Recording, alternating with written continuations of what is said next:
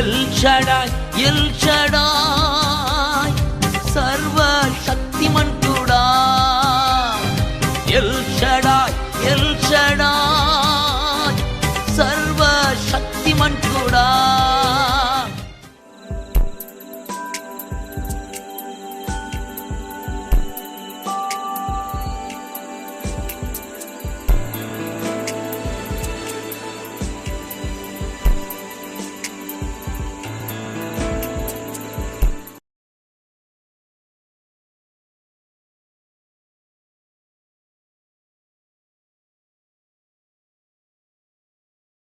దేవునికి స్తోత్రాలు. మీ అందరికి కూడా వందనాలు. రెండు చేతుల పైకెత్తి దేవుని నామాన్ని మహింపరుద్దాం. హల్లెలూయా, హల్లెలూయా, హల్లెలూయా. దేవునికి స్తోత్రాలు. ఈ సమయంలో మనం అందరం కూడా దేవుని వాక్యంలో నుండి 2 రాజుల గ్రంథం 4వ అధ్యాయం 9-10 వచనాలు చదువుకుందాం. దేవునికి స్తోత్రం. 2 రాజుల గ్రంథం 4వ అధ్యాయం 9-10 వచనాలు. కాగా ఆమె తన పెనిమిటిని చూసి మన యొద్దకు వచ్చుచు పోవచ్చు ఉన్నవాడు భక్తి గల దైవజనుడని నేనెరుగుదును. కావున మనము అతనికి గోడ మీద ఒక చిన్న గది కట్టించి అందులో అతని కొరకు మంచము, బల్ల, పీట, దీపస్తంభము ఉంచుదుము. అతడు మన యొద్దకు వచ్చినప్పుడెల్లా అందులో బస చేయవచ్చునని చెప్పాను. ప్రార్థన చేసుకుందాం. పరిశుద్ధుడా, జీవాధిపతి, సర్వశక్తిమంతుడా, నీ నామ మహిమ అర్థమై దినాన మీరు మాతో మాట్లాడమడుగుచున్నాను. ఆటంకాలను బంధించమని యేసు నామమున ఇక్కడ ప్రార్థిస్తున్నాం తండ్రి, ఆమేన్. కాగా ఆమె తన పెనిమిటిని చూసి మన యొద్దకు పోవచ్చు ఉన్నవాడు భక్తి కలిగిన దైవజనుడని నేను ఎరుగుదును. కావున మనము అతనికి గోడ మీద ఒక చిన్న గది కట్టించి అందులో అతని కొరకు మంచము, బల్ల, పీట, దీపస్తంభము ఉంచుదము. అతడు మన దగ్గరికి వచ్చినప్పుడల్లా అందులో బస చేయవచ్చునని చెప్పాను. చాలా ఇక్కడ గనురాలు అనేటువంటి ఒక స్త్రీని చూస్తున్నాం. దీనాన ఈ యొక్క స్త్రీ పేరు మనకైతే తెలియలేదు, కానీ బైబిల్ గ్రంథంలో గనురాలు అనేటువంటిది. అయితే ఈమె షునేమీరాలు, అంటే షునేము పట్టణంలో జీవిస్తుంది కాబట్టి ఆమెను ఏమంటారంటే షునేమీరాలు అంటారు. అయితే ఆ స్త్రీని పిలిచేటువంటి పిలిపేందంటే గనురాలైనటువంటి స్త్రీ అని మనం ఇక్కడ చూస్తున్నాం. ఈ గనురాలైనటువంటి స్త్రీకి దేవుడు మంచి ఆలోచన ఇచ్చాడు. గనురాలైనటువంటి స్త్రీలో ఉన్నటువంటి కొన్ని విషయాలు మనం ఈ దినాన్ని తెలుసుకుందాం. ఈమెకి ఏమి ఇచ్చాడు? దేవుడు మంచి ఆలోచన ఇచ్చాడు. మనమందరం కూడా దేవుని యొక్క ఆలోచన కలిగిన వారిగా ఉండాలని దేవుని యొక్క ఉద్దేశం. దేవుని బిడ్డలు ఎవరి ఆలోచనలు కలిగి ఉండాలి? దేవుని ఆలోచనలు కలిగి ఉండాలి. ఎందుకనంటే ఈ లోకంలో మనుషుడు కొంతమంది చెడ్డ ఆలోచనలు ఉంటారు, కొంతమంది మంచి ఆలోచనలు ఉంటారు. అయితే మనం కలిగి ఉండాల్సింది దేవుని ఆలోచన. ఎందుకనంటే భూమి కంటే ఆకాశం ఎంత ఉన్నతంగా ఉన్నదో మనకన్నా కూడా దేవుని ఆలోచన ఎలాంటివి అంట? ఉన్నతమైనవి. అందుకని మనం ఎప్పుడు కూడా ఆలోచనలు ఎలాగుండాలి అని అంటే దేవుని ఆలోచనలుగా ఉండాలి. ఈ సహోదరికి కూడా చాలా దైవికమైనటువంటి ఆలోచన వచ్చింది. ఎవరికి? షునేమీరాలికి దైవికమైనటువంటి ఆలోచన. ఏంటిది ఆమెకు వచ్చినటువంటి ఆలోచన? తనకు వచ్చిన ఆలోచన అట్లాగే ఉంచుకోకుండా ఏం చేసిందంటే తన భర్తతో చెప్పేసింది, ఇగో మన ఇంటికి వస్తూ పోతూ ఉన్నటువంటి భక్తి కలిగినటువంటి దైవజనుడు ఉన్నాడే, ఆయన మన ఇంటికి వచ్చినప్పుడల్లా మన ఇంటి మీద ఒక చిన్న గది వేద్దాం, ఆ గదిలో ఈ విధంగా ఆయనకు కావలసినవి ఈ విధంగా ఏర్పాటు చేద్దాం, మంచము, బల్ల, పీట, దీపస్తంభం ఇవి ఉంచుదాం ఆయన కొరకు, వచ్చినప్పుడల్లా ఆయన ఇక్కడే బస చేస్తూ ఉంటాడని ఆమెకు మంచి ఆలోచన దేవుడు అనుగ్రహించాడు. అంటే దేవుడు ఎలాంటి ఆలోచన ఇచ్చాడంటే దేవుని యొక్క భక్తి కలిగినటువంటి దైవజనుని మంచిగా ప్రేమించేటువంటి మనస్సు దేవుడు ఆమెకు అనుగ్రహించాడు. దేవుని నామానికి స్తోత్రం కలుగును గాక. మనమందరం కూడా మంచి ఆలోచన కలిగి ఉండాలని ప్రభు కోరుతున్నాడు. ఎందుకంటే ఈ లోకంలో చాలా ఆలోచనలు దేవునికి వ్యతిరేకమైనవి అపవాది తీసుకొచ్చి పెడతా ఉంటారు. దేవునికి ఇష్టమైన ఆలోచనలు కలిగి ఉండమని దేవుడు చెబుతుంటే సాతానుడు ఏం చేస్తాడంటే దేవునికి వ్యతిరేకమైనటువంటి ఆలోచనలు, ప్రభువుకి ఇష్టం లేనటువంటి ఆలోచనలు ఎన్నో మన దగ్గరికి వస్తూ ఉంటాయి. అయితే వాటన్నిటిని ప్రకారం నెరవేర్చేవారిగా ఉండక దేవుడు ఆలోచన నెరవేర్చేవారిగా ఉండాలి.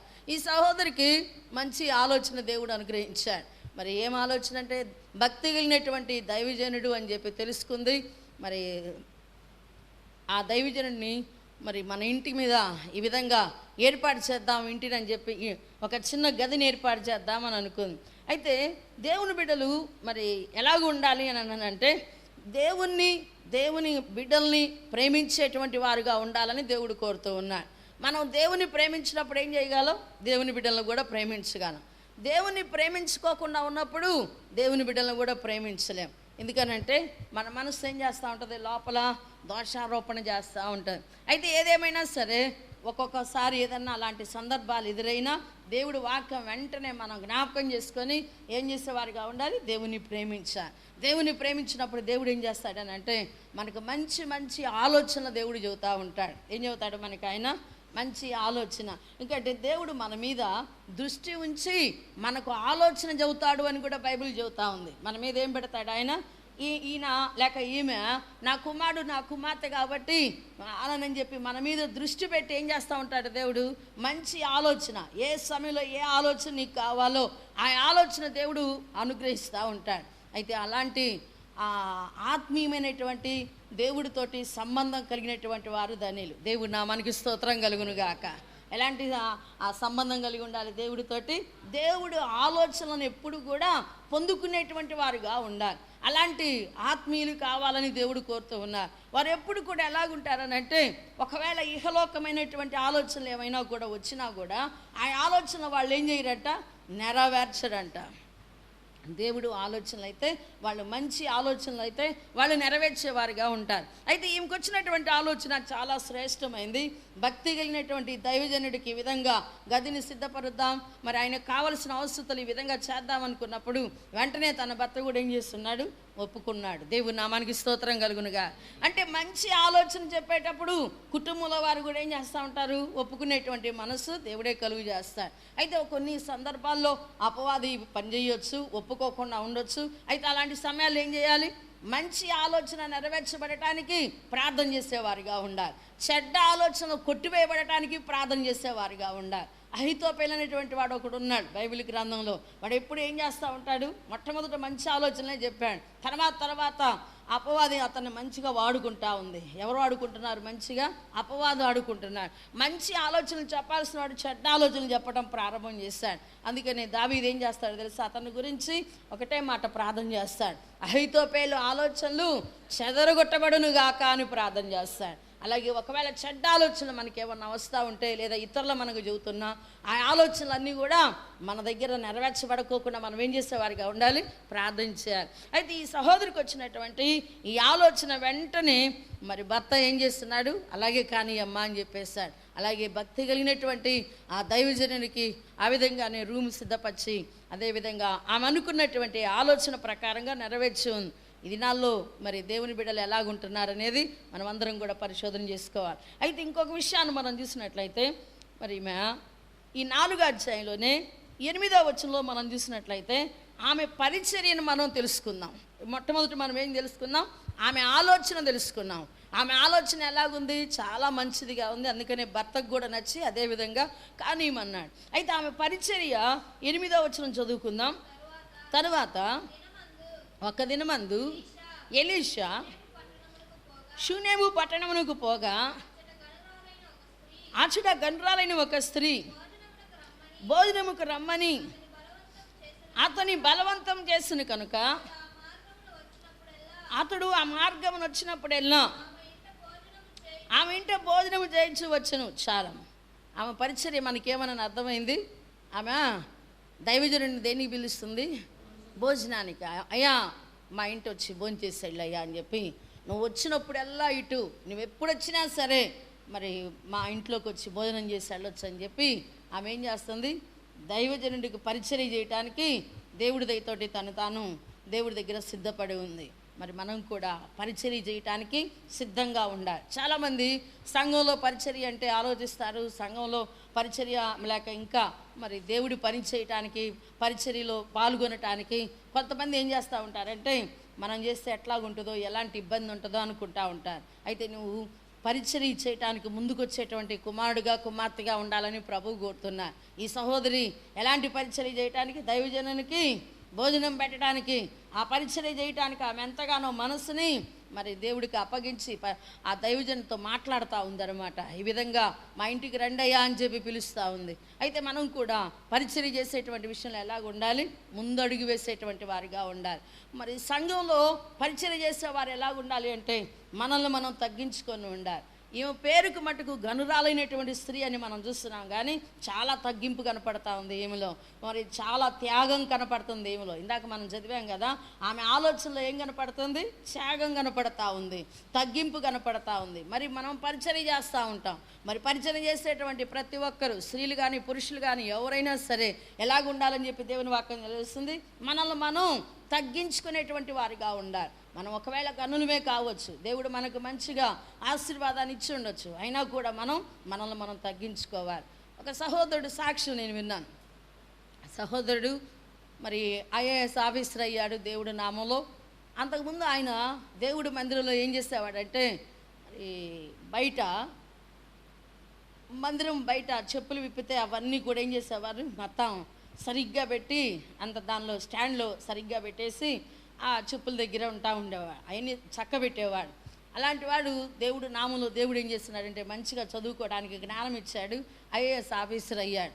అయిన తర్వాత ఒక దినం దేవుడు మందిరం దగ్గరికి వచ్చి మళ్ళీ ఆయన ఏం చేస్తున్నాడు తెలుసా, ఆ చెప్పుల స్టాండ్ దగ్గరే పోయి ఉన్నాడు. అక్కడే ఉంటే ఈయనేమనుకుంటున్నాడంటే దైవజనుడు ఆ సహోదరుడు లోపలికి వచ్చి ఈ కుర్చీ మీద కూర్చోబెడదామని చెప్పి ఆయనకు ఒక మంచి కుర్చీ ఏర్పాటు చేసి అన్నీ కూడా సిద్ధపరిచి ఉన్నాడు. అయితే ఆ సహోదరుడు ఆ ఐఏఎస్ ఆఫీసర్ ఏమని ఉన్నాడు తెలుసా, ఆ చెప్పుల స్టాండ్ దగ్గరే ఉన్నాడు. తర్వాత దైవజనుడు చూసి ఇందయ్యా ఇక్కడున్నావు రాయా లోపలికంటే అప్పుడు అన్నాడు, అయ్యా దేవుడు నాకు ఇచ్చినటువంటిది నేను పోగొట్టుకొని ఇవన్నీ చక్కబెట్టిన తర్వాత లోపలికి వస్తానని చెప్పేసి ఉన్నాడు. అలాగనే దేవుడు నిన్ను ఎంతగా ఆస్వాదించినా, ఎంతగా నిన్ను దీవించినా నువ్వు ఏం గుర్తుపెట్టుకోవాలి, నీకు ఇచ్చిన పరిచర్య నువ్వు పోగొట్టుకునే వ్యక్తిగా ఉండకూడదు. అపవాది ఏం చేస్తుందంటే నీకు ఇచ్చిన పరిచర్యను ఎట్టయినా సరే పాడు చేయాలి అని చెప్పి మొదటి ప్రేమని, మొదటి ఆసక్తిని కోల్పోయేటట్టుగా చేసేది. ఎలాగోనంటే మొట్టమొదటి శరీర బాధలు కలుగు చేసేది, కుటుంబంలో బాధలు కలుగు చేసేది, అనేకమైన ఆలోచనలు కలుగు చేసేది, పరిచర్యను పోగొట్టుకునేటట్టుగా చేసేది.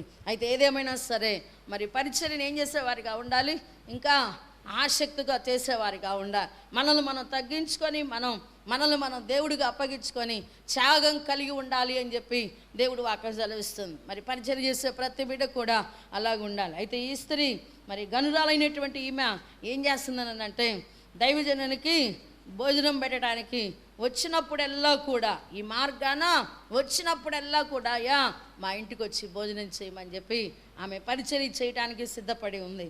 మరి నువ్వు కూడా పరిచర్య చేయడానికి సిద్ధపడుతున్నావా? ఒకవేళ ఊడ్చాల్సిన సమయం వచ్చింది అనుకోండి, నేను ఆ ఊడ్చేదని అనుకోకూడదు.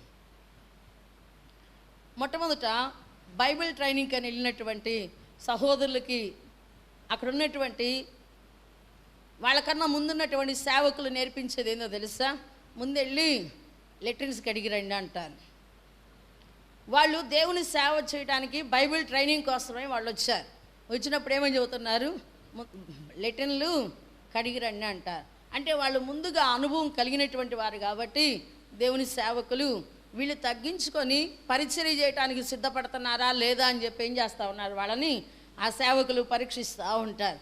అందుకని ఒక్కొక్కరు మరి ఆ చిన్నదానికే మేమేంది ఈ లెట్రిన్స్ కడిగేది ఏందని చెప్పి అక్కడి నుండి ఆ దైవజనుడు మాట వినుకోకుండా వెళ్ళిపోయి అసలు పరిచర్యనే చేయకోకుండా బైబిల్ ట్రైనింగ్ నేర్చుకోకుండా వెళ్ళిపోయేవారు ఉన్నారు కొంతమంది.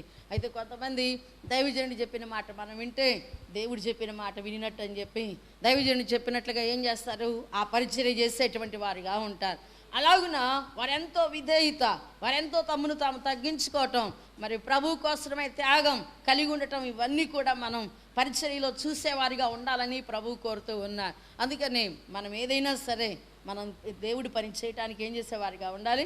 సిద్ధమైనటువంటి వారిగా ఉండాలి. కొంతమంది బాగా శ్రేష్టమైనటువంటి పనులే చేస్తారు కానీ తక్కువ పనులు చేయాలంటే ఇష్టపడరు. మన స్టేటస్ ఏంది, మనమేందని చెప్పి దానికి లోబడరు. అయితే దేవుడు ఏమంటున్నాడంటే, ఏ పని చేయటానికైనా నువ్వు సిద్ధపడాలి.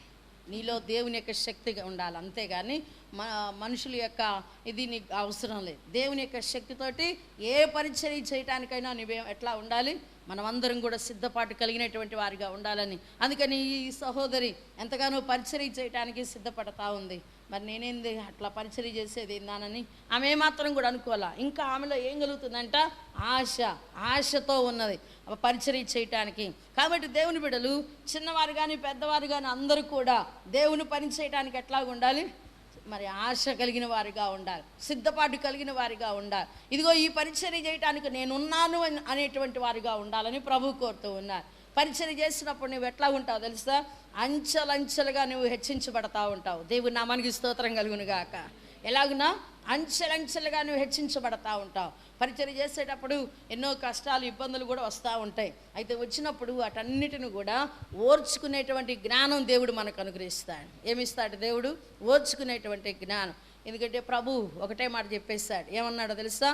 నేను పరిచర్య చేయటానికి వచ్చాను కానీ పరిచర్య చేయించుకోవటానికి రాలేదు అన్నాడు.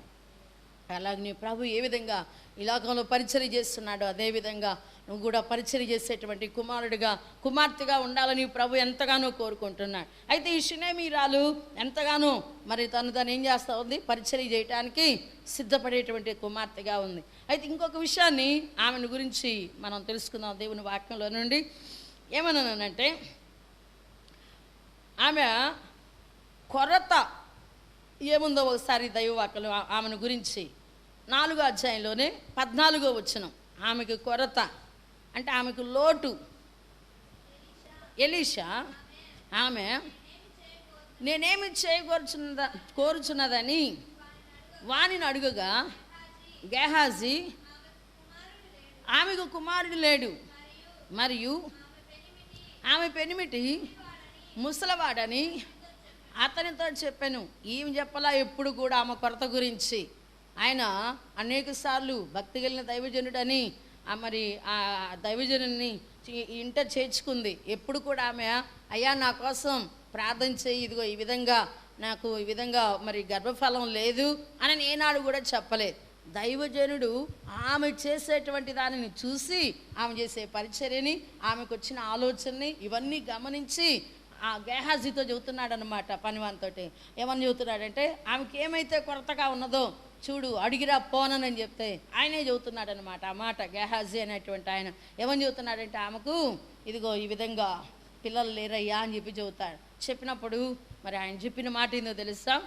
మన కింద వచనంలో చదవండి, 16వ వచనంలో 15, 16. అందుకు అతడు ఆమెను పిలవమనగా ఆమె వచ్చి ద్వారమందు నిలవగా ఎలీషా మరుసటి ఏట ఈ ఋతువున నీ కౌగిట కుమారుడు ఉండునని ఆమెతో అనెను. ఆమె ఆ మాట విని, దైవజనుడైన నా ఏలినవాడా, అలాగూ పలుకవద్దు, నీ దాసురాలైన నాతో. ఎందుకంటే ఆ పరిస్థితుల ప్రభావాలను బట్టి ఆమె ఏం చేసిందంటే, వద్దయ్యా ఆ మాట నువ్వు పలకవద్దు అని చెప్పేసింది. అయితే దేవుడు నీ ఆలోచన, నీకు ఎలాంటి మంచి ఆలోచన నువ్వు కలిగి ఉన్నావు అనేది దేవుడు చూస్తాడు. నువ్వు ఎలాంటి పరిచర్య చేస్తున్నావు అనేది దేవుడు చూస్తాడు. చూసి దేవుడే ఏం చేస్తూ ఉంటాడు? నీ కొరతలన్నీ కూడా తీరుస్తాడు. షునేమీరాల యొక్క కొరతను ఎవరు తీర్చారు? అక్కడ దేవుడే చేశాడు. లేకపోతే దైవజనుడు ఆ మాట చెప్పటం ఏంది? దైవజనుడు మామూలుగా ఆయనకు అవసరమైనప్పుడు రావచ్చు, ఆ వదన ప్రార్థన చేయమని చెప్తే ఆ ప్రార్థన సహాయం మరి చెయ్యొచ్చు ప్రార్థన దాని గురించి. అయితే ఆమె అడగకోకుండా ఉన్నా కూడా దేవుడు ఏం చేశాడు? దైవజనుని కదిలించి ఆమె కొరత ఏందో అడగమని చెప్పించి ఈ విధంగా మాట్లాడిచ్చాడు. మరి మరుసటి ఏట ఈ ఋతువున నీ కౌగిట కుమారుడు ఉంటాడు అని చెప్పేసి ఉన్నాడు. అదే రీతిగా దేవుడు సహాయం చేస్తున్నాడు. ఎందుకంటే మన ప్రభు ఎలాంటి వాడు అనంటే, నువ్వు ప్రభునందు పడేటువంటి ప్రయాసం వ్యర్థం ఎప్పుడు కూడా చేయడు. నువ్వు ప్రభు దగ్గర పరిచర్య చేస్తున్నాడా, నీ పరిచర్యను లెక్కిస్తున్నాడని చెప్పి గుర్తుపెట్టుకో. నువ్వు మంచిగా ప్రభు కొరకై ఆలోచనలు కలిగి ఉన్నావా, నీ ఆలోచన సఫలపరుస్తాడని చెప్పి గుర్తుపెట్టుకో. అందుకని ఈ కొరత ఏందో దేవుడు చూసి ఏం చేశాడు, దైవజనుల్లో ఉండి పలికించాడు ఆ మాట. అలాగనే దేవుడు దయతోటి ఏం చేస్తున్నాడు, మరుసటి ఏట ఆ సహోదరికి దేవుడు ఏం చేశాడు, ఆమెకు కౌగిట కుమార్ని చెప్పినట్టుగానే కుమార్ని దేవుడు అనుగ్రహించి ఉన్నాడు. కాబట్టి నీవు ఒకవేళ ఏదైనా కొరతగా ఉన్నావా, దేవుడు ఏమంటున్నావు తెలుసా, నీ కొరతలన్నీ కూడా నేను తీరుస్తానంటున్నాడు. మన కొరతలన్నీ కూడా ఎవరంట తీర్చేది, జీవగలిగినటువంటి దేవుడు. మనం ఏమనుకుంటామంటే నాకు ఇది కొరతగా ఉంది అని చెప్పి దిగులుతో విచారంతో ఉంటూ ఉంటాం. అయితే మన ప్రభు ఏమంటున్నాడు తెలుసా, నీ విచారాలన్నీ కూడా కొట్టివేసేది నేనే అంటున్నాడు. దేవుని నామానికి స్తోత్రం కలుగునుగా. మన విచారాలన్నీ, మన కొరతలన్నీ తీర్చే దేవుడు ఆయనే, మన విచారాలన్నీ కూడా కొట్టివేసేది ఆయనే. అందుకని ఆమె కొరతని ప్రభు ఏం చేస్తున్నాడంటే దైవజనుల్లో ఉండి మరి సహాయం దేవుడే చేపించి ఉన్నాడు. అందుకని దేవుడు ఆమెకు ఒక కుమారుని ఇచ్చాడు.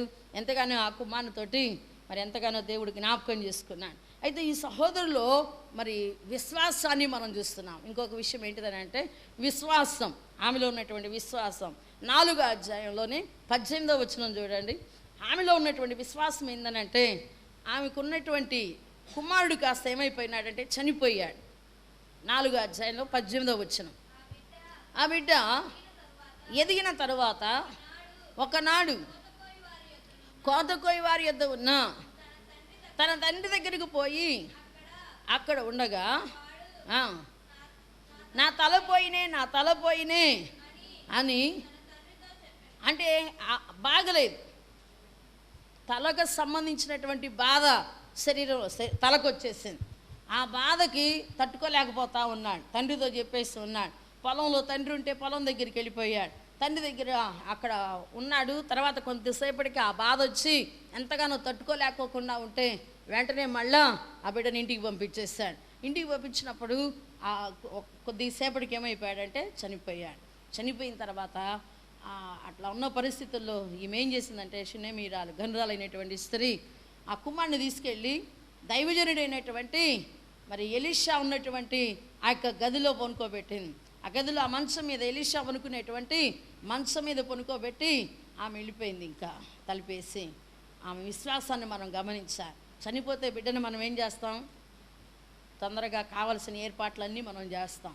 అయితే ఆ సహోదరి ఎలాగుందో తెలుసా, బలమైనటువంటి విశ్వాసంతో ఉన్నది. దేవుని బిడ్డలకు ఏం కావాలి, విశ్వాసం. ఏ కార్యమైనా దేవుడు చేయగలడు, ఆయనకు అసాధ్యమైంది ఏది లేదు అని చెప్పి బలమైనటువంటి విశ్వాసాన్ని మనం అందరం కూడా కలిగి ఉండాలి. ఆ సహోదరి ఎంతో విశ్వాసంతో చనిపోయినటువంటి కుమారుడు, ఆ సమయంలో దైవజనుడు కూడా అక్కడ లేడు. ఆయన ఒక పర్వతం దగ్గరికి వెళ్ళిపోయి ఉన్నాడు. ఎందుకంటే ఎక్కువగా ఆ పర్వతాల్లో కొండల్లో ఆయన ఎక్కువగా ప్రార్థన చేసుకోవటం, దేవుడికి మరి ఏ విధంగా మొరపెట్టుకోవాలో ఆ విధంగా మొరపెట్టుకుంటూ ఆయన యొక్క ఆత్మీయ జీవితాన్ని, ఆయన సేవని అట్లా కొనసాగిస్తూ ఉంటాడు ఎలీషా. అయితే ఇక్కడ మనం చూస్తూ ఉన్నాం, ఈ దైవజనుడు లేకపోయినా కూడా ఆమె ఏం చేసిందంట, ఆ గదిలో దైవజనుని మంచం మీద పనుకోబెట్టి దైవజనుడి దగ్గరికి వెళ్ళిపోయింది. అయితే మనం చూస్తున్నాం దేవుడు ఎంత శక్తిమంతుడంటే నీ విశ్వాసాన్ని బట్టి దేవుడు నీకు సహాయం చేస్తాడు. ఎందుకంటే ఆయన మాట ఒకటే మాట ఏమని చెప్పాడు తెలుసా, నా యందు విశ్వాసం ఉంచేవాడు నాకన్నా కూడా గొప్ప కార్యాలు చేస్తారన్నారు. దేవుని నామానికి స్తోత్రం కలుగునుగా. నా యందు విశ్వాసం ఉంచేవారు నాకన్నా, అంటే మనుషులు చేసేదేంది అని అనుకో, దేవుడైతే చేస్తారు కానీ మనుషులు చేసేదేందా అనుకుంటున్నారు. మనం ఆయన బిడ్డలం కాబట్టి ఆయన ఏం చేస్తున్నాడు, మనకి ఆ విధంగా అద్భుత కార్యాలు మహత్కార్యాలు జరిగించేటువంటి శక్తిని దేవుడు మనకు అనుగ్రహిస్తున్నాడు. ఆయన మనలో ఉండి మనల్ని ఏం చేస్తున్నాడు, అద్భుత కార్యాలు చేయటానికి ఆయన ఉపయోగించుకుంటున్నాడు. అలాగే ఎలీషాలో దేవుడు ఏం చేస్తున్నాడు అని అంటే ఆ కుమార్ని బ్రతికించడానికి దేవుడు కృప చూపించి ఉన్నాడు. ఆమె ఎప్పుడైతే ఎలీషా దగ్గరికి వెళ్ళిందో ఎలీషా ముందు అక్కడ ఉన్నటువంటి గెహాజీని పంపిస్తాడు. కాదయ్యా నువ్వే రావాలని చెప్పి కోరుకుంటుంది. అదేవిధంగా ఆయన వస్తాడు దైవజనుడు. ఇంటికి వెళ్ళిన తర్వాత ఆ బిడ్డ మీద ఆయన ఏం చేస్తున్నట్టుగా మనకు అర్థమవుతుంది. ఆ కుమారుడిని మంచం మీద పనుకోబెట్టుకొని వచ్చింది కాబట్టి ఆ కుమారుడి మీద దైవజనుడు పండుకొని మళ్ళా ఆ శ్వాస ఆ బిడ్డలోకి వెళ్ళేటట్టుగా ఆయన ఏం చేస్తున్నాడు, ఊదుతా ఉన్నాడు. ఆ రకంగా ఆయన పనుకోవటం లేవటం ఆ విధంగా 2-3 సార్లు ఆ విధంగా చేయగానే దేవుడు ఏం చేస్తున్నాడు, చనిపోయినటువంటి కుమారుడు బ్రతికి ఉన్నాడు. దేవుని నామానికి స్తోత్రం కలుగునుగా. ఆమె విశ్వాసం ఏంటిదని అంటే దైవజనుడు ఖచ్చితంగా శక్తి కలిగినటువంటి దైవజనుడు, భక్తి కలిగినటువంటి దైవజనుడు అని చెప్పి ఆమెకు తెలుసు, శక్తి కలిగిన దైవజనుడు అని కూడా తెలుసు. అందుకనే ఆ కుమారుని ఏం చేస్తున్నది, ఆ మంచం మీద పనుకోబెట్టి ఆమె వెళ్ళింది. ఆమెకున్నటువంటి విశ్వాసం మనందరం కూడా కలిగి ఉండాలి. ఎందుకంటే ఎంచి దినాల్లో విశ్వాసం లేకోకుండా చాలామందిని అపవాది ఈడ్చుకొని వెళ్తూ ఉన్నాడు, విశ్వాసం లేకోకుండా. అందుకనే ప్రభు ఏమంటున్నాడంటే, మరి విశ్వాసం కనుగొనగలమా అంటున్నాడు. అంతవరకు కూడా ఏం కావాలి, మనకి విశ్వాసం కావాలి. అయితే ఈ సహోదరి ఎంతగానో విశ్వాసంతో మరి ఉన్నప్పుడు దేవుడు ఏం చేస్తాడంటే, చనిపోయినటువంటి కుమారుని ఏం చేయగలిగింది, మళ్ళా పొందుకోగలగటానికి దేవుడు సహాయం చేస్తాడు.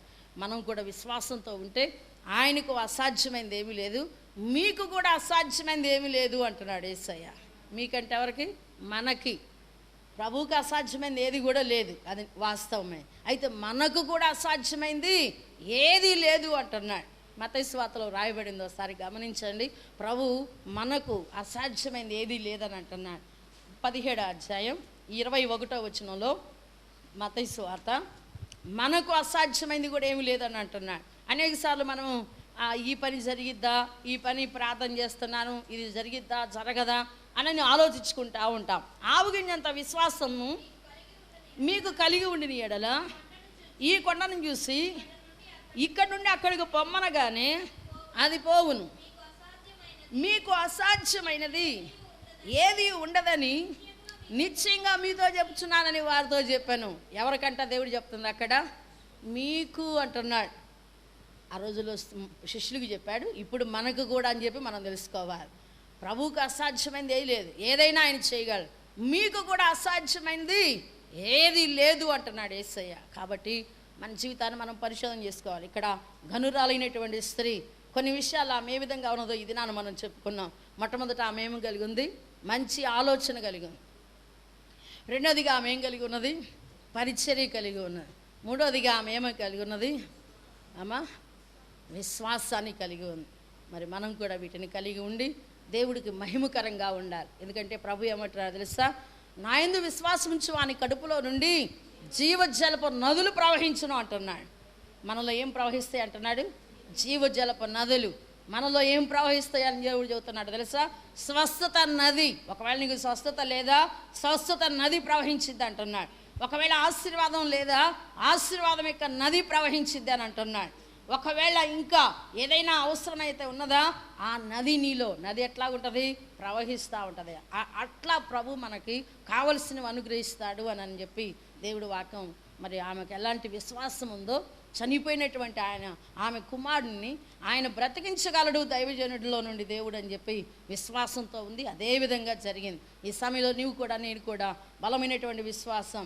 అనేకులు అనేక విధాలుగా చెబుతూ ఉంటారు, ఆమెకు కూడా చెప్పుంటారు, అమ్మ పిల్లోడు చనిపోతే తీసుకెళ్ళి ఆడబెట్టావిందని చెప్పి అనేకులు అనొచ్చు. అయినా కూడా ఆమె విశ్వాసంతో వెళ్ళిపోయింది. అలాగే నీకున్నటువంటి మరి సమస్యలో నీవు ఎవరి మాట కాదు కానీ దేవుడి మాట విని విశ్వాసంతో వెళ్ళిపో. నీ విశ్వాసమే దేవుడు ఏం చేస్తానంటున్నాడు, నీ విశ్వాసమే నిన్ను బలపరిచిద్ది అంటున్నాడు, నీ విశ్వాసమే నిన్ను స్వస్థపరిచిద్ది అని అంటున్నాడు. కాబట్టి మనం విశ్వాసంతో ఉంటూ ముందుకు సాగిపోదాం. దేవుడి మాటలు దీవించునుగాక. ఆమేన్. ప్రార్థన చేసుకుందాం. దేవునికి స్తోత్రం. పరిశుద్ధుడా, జీవాధిపతి, మహోన్నతుడా, ఈరోజు నా తండ్రి షినమీరాలని గనురాలైనటువంటి స్త్రీ గురించి మీరు కొన్ని విషయాలు మాతో చెప్పినారు ప్రభువా. ఈ రోజుల్లో నా తండ్రి చాలామంది ప్రభువా ఆ విధంగా వాక్యానుసారంగా నడవలేనటువంటి పరిస్థితుల్లో ఉంటున్నారు ప్రభువా. అయితే ఆ స్త్రీ అయితే ఎంతగానో ప్రభువా నీ వాక్యానికి నా తండ్రి అయ్యా విలువనిచ్చి నీ వాక్యానుసారంగా నడవటానికి సిద్ధపడింది. ఆమెలో ఉన్నటువంటి కొన్ని గుణాలు మేము తెలుసుకున్నాం ప్రభు. ఆ రీతిగా జీవించడానికి నీ సహాయం మాకు దయచేయమడుగుతున్నాను. అడ్లు ఆటంకాలను బంధించమడుగుతున్నాను. ఒకవేళ ఇలాంటి పరిస్థితుల్లో జీవించలేకోకుండా ఆత్మీయ జీవితంలో నీవు నా తండ్రి రక్షణ భాగ్యాన్ని కలుగు చేసిన ఆత్మీయంగా నడుచుకోలేనటువంటి ఉన్నటువంటి వారి కొరకై ప్రార్థనలో బలమైన నీ కృపను అనుగ్రహించమని అడుగుతున్నాం తండ్రి. ఈ యొక్క ఆత్మీయత కలిగినటువంటి వారిగా లేవనెత్తమడుగుతున్నాను. స్త్రీలు కానీ పురుషులు కానీ ప్రభువా నిశ్చయంగా నా తండ్రి ఈ స్త్రీ వలె మేమందరం కూడా నడుచుకోగల కృపను మాకు దయచేయండి. ఆటంకాల అడ్లను బంధించమని. ఈ సమయంలో ఎవరైనా సరే ప్రభువా బలహీనతో బాధతో ఉంటే నా తండ్రి వారికి యేసు నామములో విడుదల కలుగును గాక. పరిశుద్ధాత్మదేవ బహు బలమైనటువంటి నీ కార్యం వారిలో జరుగును గాక. ఒకవేళ ఆత్మీయంగా నా తండ్రి కృంగిపోయి ఉంటే యేసు నామములో బలపరచబడుదురు గాక. బలమైనటువంటి విశ్వాసంతో లేవనెత్తబడుదురు గాక. యేసు నామమును వేడుకొని ప్రార్థన చేస్తున్నాం తండ్రి. ఆమేన్ ఆమేన్.